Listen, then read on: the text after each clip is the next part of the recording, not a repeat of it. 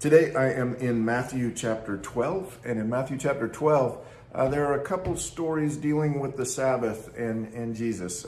Matthew 12 begins with Jesus and his disciples walking through a wheat field on the Sabbath, and the disciples start picking the grains of wheat and eating them.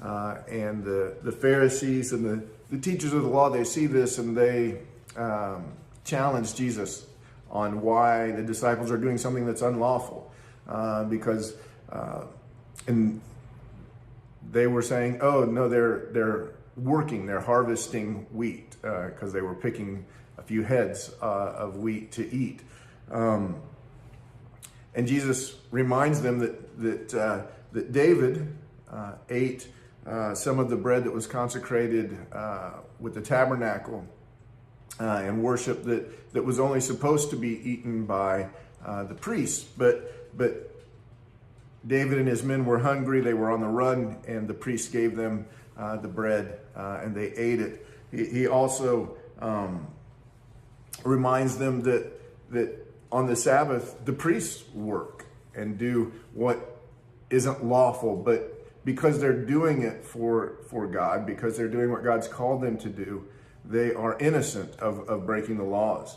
Then Jesus meets a man with a shriveled hand on the Sabbath day. And the Pharisees, I think, are really watching him to see if he's going to heal him. And they're upset when Jesus does.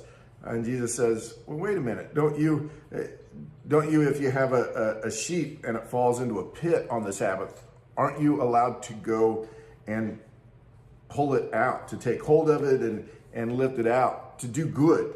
And then he reminds them, hey, how much more valuable are people? How much more valuable is this man than a sheep? One of the things that strikes me is that the Pharisees and the teachers of the law had become so focused in on the law and the rules and the regulations that they had lost that being faithful wasn't being faithful to the law, it was being faithful to the one who gave the law. Jesus is reminding them that the law was given to help direct and teach people what was right and wrong, but it was not the source. He is the source. One of the things I would encourage you to spend a little time praying about today is this. In your relationship with Jesus and in your living out your faith, are you being faithful to rules and regulations? Are you being faithful to the person, to your Savior, to your Lord? I just encourage you to spend some time thoughtfully and prayerfully considering that question. Well, God bless you.